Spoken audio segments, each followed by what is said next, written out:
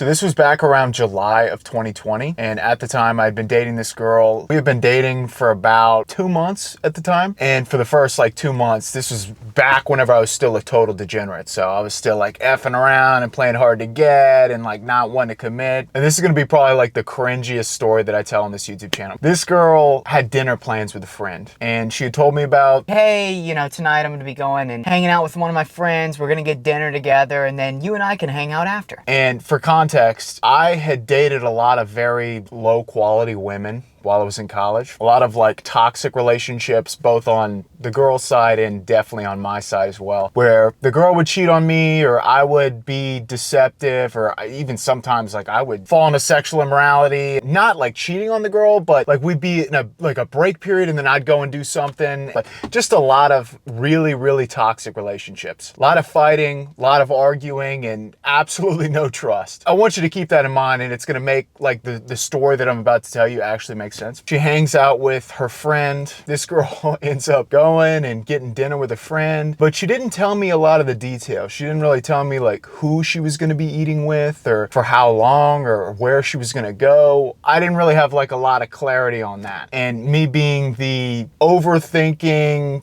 toxic, borderline abusive, and broken guy that I was, I started really like stressing about this situation because I didn't really know what was going on fully and I wanted to control the situation, and she wasn't like texting me at all. She just kind of like went ghost for about 4 hours. During the entire time that she was at this dinner, I'm like manically overthinking everything and checking her location and seeing if she's on Snapchat and just getting pissed off, telling my brother like, dude, I think she's cheating on me. Like, what is she doing? She won't even send me any text or anything. I'm just like losing it. And she finally responds back. Cause I don't even remember, like maybe I like sent her a few texts, like just like nervously like, hey, is everything okay? Like, are you still eating with your friend? Like a cringy, needy, clingy boyfriend. I remember getting her to like come to my house to like talk through some things because in my head, I think that she's like just cheated on me. And I'm like thinking to myself, like, I'm gonna get her over here and I'm gonna tell her what's up and I'm gonna break up with her and I'm gonna figure out that she's cheating on me and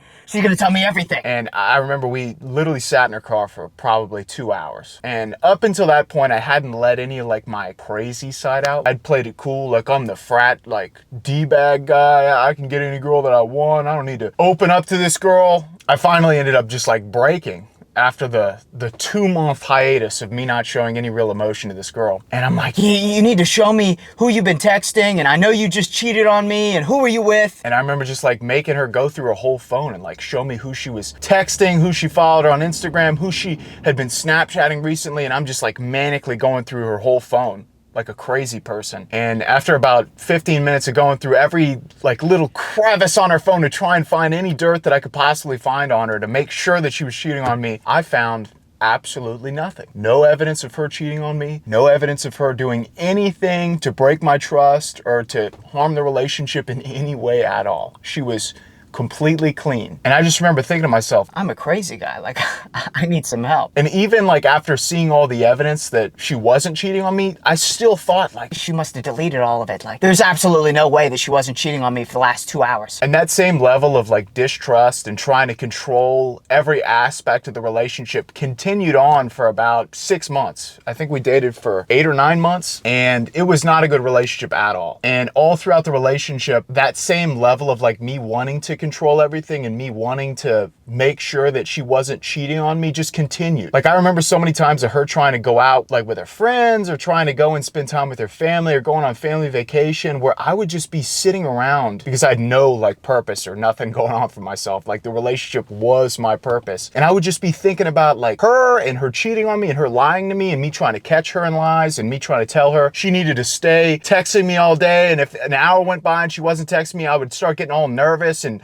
blowing up her phone saying, where are you? Like, why haven't you responded? That is absolutely no way to be in a relationship. And thank God I've healed from a lot of the trauma in my past. and all the anxiety and stress and trying to control everything. I'm making this video because I don't want you to make the same mistakes that I made. Obviously, like, that relationship ended very poorly. It probably would have ended regardless because I was not saved, she was not saved. Towards the end of it, I ended up getting saved and it just like broke us apart anyway. But I was extremely needy and like seeking external sources for all of my validation. I didn't know who I was or what my identity was. And it just turned me into this crazy person that wanted to control this girl and how frequently she texted me, and it led to a lot of overthinking, a lot of problems in the relationship. And I really don't want you to make the same mistakes. One thing that I realized, especially recently, in terms of like texting a woman and how you should carry yourself in the relationship as a whole, is you need to heal. I think the most important thing that you need to do in your life before even getting into a relationship is make sure that any of the past trauma that you've gone through,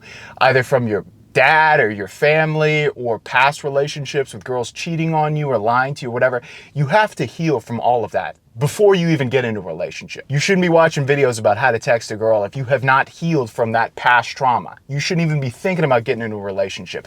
You are not ready, my friend. Once you've healed from all the PTSD and all the issues from your past relationships and your father wound and all of that stuff, obviously if you watch this channel, you need to have a deep relationship with God to properly heal from those things. Then you move into dating and how you should communicate with this girl in a healthy way, not like an insane person like I used to do. And the more that I think about it, I start to think about like how I normally text any guy in my phone. Like, I really only text other people if I like need something from them, I have a question for them, or I want to hang out with them and I want to, get together and create some plans for us to do something over the weekend. Those are the only two reasons that I text anybody. I'm not like pillow talking with guys. I'm not texting them all day and like overthinking, What question should I ask next to keep this conversation going? I don't do any of that. And it's so weird, like how in past relationships, I felt the need to keep the conversation going like all day, every day. And I almost felt like there was a problem if the girl was not texting me all day or Snapchatting me all day. And now that I think about it, like the reason why I felt the need to keep these conversations going was because I knew if the girl was texting me throughout the day, then I knew where she was. Like, I knew that she wasn't gonna cheat on me. Now that I understand that and I have my identity in Christ and I have a purpose and I have a mission, I have other things to focus my energy into, and I'm attracting women that are actually Christian and born again and wouldn't do those things like cheat on me because they fear God, like I don't have to worry about those things. And even if she did, like it would just prove that that woman wasn't the woman that God would want me to be with in the first place, right? So I can let go of the control. I can just put it in God's hands. And so whenever I think about like how to text a woman in a relationship, it should be the exact same way that I text a guy. Like, hey, let's go and do something, let's get together. Or if I have a question for her, like a very pertinent,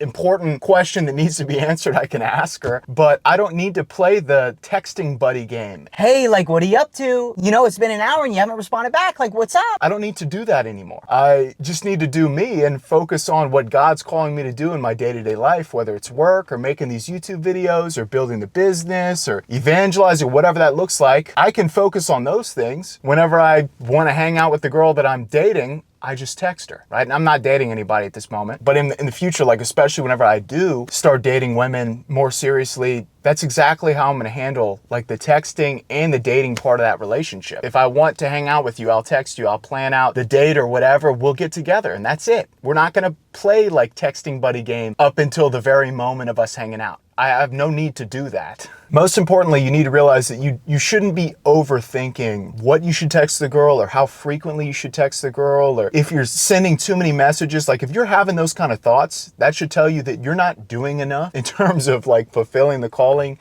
that God has for you in your life. I'm working all day. I have my regular job plus making the YouTube videos plus the podcast that I'm doing with David. That takes up all of my mental energy throughout the day. If I didn't have that, then it would make sense for me to just sit around like thinking about when I should text Becky back or ask Becky what she's up to. And especially like if you are in that situation, you need to fix that. That is a massive problem. You can't have nothing going on in your life, like no purpose, no deepening of the relationship that you have with God. Like your priorities can't be all out of whack, because if they are, then you're going to start putting all of your energy and your focus into finding a girlfriend or the girl that you're dating, and then that's the quickest recipe to ruining a relationship, because you start to pedestalize the girl and all your thoughts, all your focus, all your attention goes into how to make the girl happy. You don't want to make that mistake. I've made that mistake so many times and it has never ended well for me. You need to prioritize your relationship with God. Matthew 6:33, seek first the kingdom of God and his righteousness, and all these things will be added unto you. God should be number one. Second is your mission, your purpose. If you don't know what your purpose is, you have absolutely no idea what God created you for or what he's calling you to do, I want you to click on this video, watch it all the way through. It's going to tell you exactly what your purpose is or how to find it. And step number 3, like whenever God brings that woman into your life, you need to continue to keep those top 2 priorities above the woman. Do not make the mistake of putting all of the eggs in one basket, which is the relationship or making this girl happy. You need to keep the most important things in your life prioritized over her. And then whenever you have time and you've done all the important things that God has called you to do throughout the week done, then and only then can you spend time with this girl. Keep your priorities straight. And I promise you, if you take the advice that I'm giving you this video, it will dramatically improve the quality of the relationship that you have in the future. At this point, I'm kind of just rambling through this video, so I'm going to end it right here. I love you all. I hope that God blesses you, and I'll see you in the next one. Peace.